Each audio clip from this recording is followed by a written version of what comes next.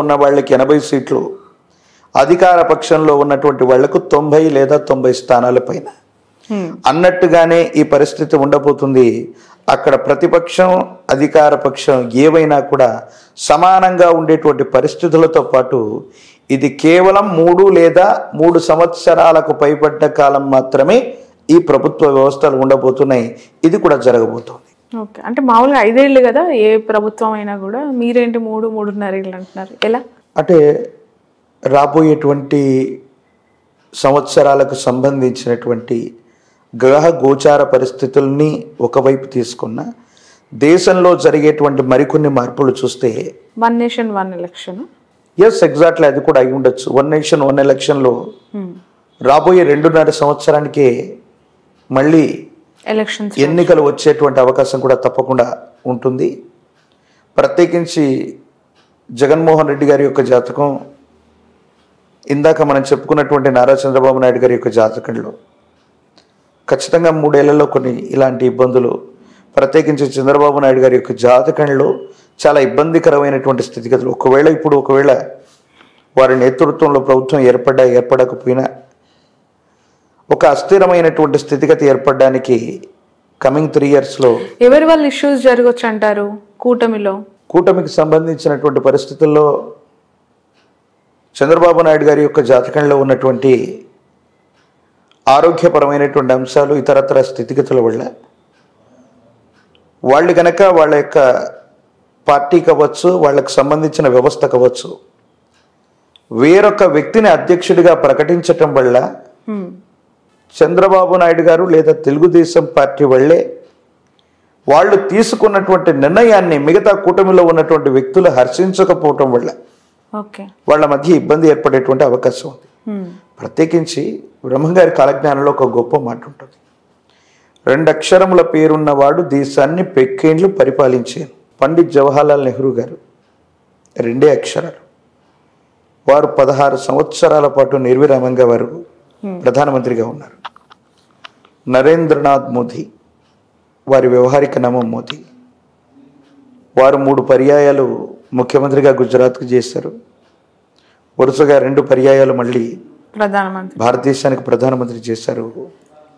ఆ లెక్క ప్రకారం అనురాధ నక్షత్రం వృశ్చిక రాశిలో అర్ధాష్టమ శని ప్రభావం ఉన్నప్పటికీ కూడా గురుదేవుల యొక్క కాలజ్ఞానాన్ని ప్రెడిక్ట్ చేస్తే మోదీ గారు సులభంగా అధికారంలోకి రాలేకపోయినా ఇలాంటి పార్టీలకు సంబంధించినటువంటి కూటమి చేత మళ్ళీ అధికారయుక్తమైనటువంటి స్థానంలో ఉండాలి. కాబట్టి ఏ ప్రాంతీయ పార్టీనైనా దూరం చేసుకునేటువంటి పరిస్థితి లేదు. కాబట్టి మోదీ గారి యొక్క నేతృత్వంలోని బీజేపీ లేదా వారి యొక్క మిత్రకూటమైనటువంటి జనసేన, గత ఇంటర్వ్యూలో మనం చెప్పుకున్నాం, వైసీపీ కూడా సపోర్ట్ చేసేటువంటి అవకాశాలు లేకపోలేదు. వారి ఎమ్మెల్యేలు కూడా సమీప భవిష్యత్తులో వైఎస్ఆర్ కాంగ్రెస్ పార్టీకి సపోర్ట్ చేసినా కూడా ఆశ్చర్యం లేదు. మొదటి ప్రాధాన్యతగా జగన్మోహన్ రెడ్డి గారు గెలవటానికి కొన్ని ప్రత్యేకమైన అవకాశాలు ఉన్నాయి. Okay, right. ఇప్పుడు మీరు ఈ స్థాయిలో ఒక పొలిటికల్ పార్టీ మీద మీ అభిప్రాయం, లైక్ అంటే మీరు చూసిన, మీరు మీ ఆస్ట్రాలజీ పరంగా మీకున్న అనుభవము, జాతకాల రీత్యా మీరు ఆ పార్టీలో ఆ వ్యక్తులకి ఉన్న మంచి చెడులు, పాసిబిలిటీస్ అన్నీ చెప్తూ ఉన్నారు. ఎవరు అధికారంలోకి వస్తారు, ఎవరు రాలేరు, ఎందుకు రాలేరు, వస్తే ఎందుకు వస్తారు కూడా చెప్తున్నారు. అది రాష్ట్రమైనా దేశమైనా, CM to PM, anything. But astrologers చాలా మంది అటు కూటమి వస్తుంది అంటున్న వాళ్ళు ఉన్నారు, ఇటు జగన్ గారు విన్ అవుతారు అంటున్న వాళ్ళు ఉన్నారు, అండ్ వైసీపీ ఖచ్చితంగా రాదు అని బెట్టింగ్లు కట్టే వాళ్ళు ఉన్నారు. మీలాంటి ఆస్ట్రాలజర్స్ ని చూసి మీరు చెప్తున్న దాన్ని బట్టి కోట్లలో వ్యాపారాలు చేస్తున్న బెట్టర్స్ కూడా ఉన్నారు. సో ఎట్లాస్ట్ ఏమైపోయిందంటే మీ మధ్యలో కూడా చాలా వేరియేషన్స్ వచ్చేసాయి.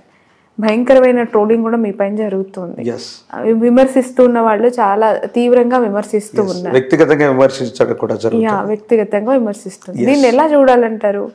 అంటే మీ అభిప్రాయం, ఇప్పుడు మీరు జగన్ గారు వస్తారంటున్నారు, కూటమికి కొన్ని అవకాశాలు తక్కువ ఉన్నాయి అంటున్నారు, అటుపక్క కొంతమంది మీలాంటి వాళ్ళు కూటమే వస్తుంది జగన్ గారు రారంటారు. ఎలా చూడాలి దీన్ని? ఇన్ని వ్యత్యాసాలు ఎందుకు? వ్యవస్థల్ని మేనేజ్ చేయటం, వ్యవస్థల్ని వాళ్ళ పక్కన పెట్టుకోవడం కొన్ని పార్టీలు చేస్తుంటాయి. అంటే సమాజంలో మంచి చెడులు చెప్పగలిగినటువంటి వాళ్ళు ఒక గ్రామం లేదా పట్టణంలో అందరికీ మంచి చెప్పే వాళ్ళని పురోహితులు అంటారు. అంటే వాళ్ళు ఏం చెప్పాలి తెలుసా? వర్షాలు ఎప్పుడు పడతాయి, మన గ్రామం సుభిక్షంగా ఉంటుందా, వరదలు ఏమైనా వస్తాయా, ఇంకోటి అలా ఆ పురానికి సంబంధించిన ప్రజలకు హితం మంచి చెప్పేవాళ్ళు పురోహితులు. అక్కడి నుంచి ఈ శాస్త్రం మొదలైంది. కానీ కొంతమందిని మీరు అన్నట్టు శాస్త్రం అన్నటువంటిది ఎవరికైనా శాస్త్రమే. నాకు కనిపించేది వాళ్ళకి కనిపించాలి, వాళ్ళకి కనిపించేది నాకు కూడా కనిపించాలి. ఎందుకంటే గ్రహాలు ఇవి ఎక్కడి నుంచి అక్కడికి మారిపోవు, యాజ్ ఇట్ ఈజ్ ఒకే స్థానంలో ఉన్నాయి. రెండు అంశాలను ఇక్కడ మనం చెప్పాలి. నిన్నటికి మొన్న ఒక ఐపీఎల్ మ్యాచ్లో ఎవరో గెలుస్తారని ఓడిపోయారని ఓ జ్యోతిష్యుడు చెప్పాడని ఒక ప్రధానమైనటువంటి పార్టీ విపరీతంగా ట్రోలింగ్ చేసినటువంటి విషయాన్ని మనం చూస్తున్నాం. ఇది ఎందుకు జరుగుతుందంటే, మేము నిక్కచ్చిగా ఏదైనా ఒక ప్రెడిక్షన్ మాకు కాన్ఫిడెంట్ ఉన్నప్పుడు, ఇది జరుగుతుందని మేము చెప్పినప్పుడు, ఒక పార్టీ గెలుస్తుందని మేము చెప్పడం వల్ల అందరూ అనుకుంటేది ఏంటంటే ఆ పార్టీతో వీళ్ళకి ఏమైనా సంబంధాలు ఉన్నాయేమో, ఆ పార్టీలో సంబంధాలు ఉన్నాయేమో అనుకుంటారు. ఉన్నాయా అని అడుగుతున్నాను. కృష్ణమాచార్యకి ఏ పార్టీతో సంబంధం లేదు. నాకు తెలిసినటువంటి శిష్యులు భారతదేశంలో, అంటే నేను జ్యోతిష్యపరమైనటువంటి ఈ విధానంలోకి వచ్చిన తర్వాత భారతదేశంలో నేను చూసినటువంటి జాతకాల్లో ఒకరిద్దరు ముఖ్యమంత్రులు ఉన్నారు, చాలామంది మంత్రులు ఉన్నారు, ఎమ్మెల్యేలు ఉన్నారు, ఎంపీలు ఉన్నారు, రాజకీయ ప్రముఖులు చాలామంది ఉన్నారు, వేరే వేరే రాష్ట్రాల్లో ఉన్నారు. ముఖ్యమైనటువంటి అంశం ఏంటంటే వాళ్ళందరూ కూడా వేరే వేరే పార్టీలకు సంబంధించినటువంటి వ్యక్తులు. కానీ ఇక్కడ వచ్చినటువంటి అంశం ఏంటంటే పలానా పార్టీ గెలుస్తుందని ఎవరైనా చెబితే ఈ స్వామీజీ ఆ పార్టీకి సంబంధించినటువంటి వ్యక్తి అనటం, ఆ పార్టీ గెలుస్తుందని చెప్పటం వల్ల విపరీతంగా ట్రోల్ చేయటం, ఇవన్నీ మనం చూస్తూ ఉన్నాం.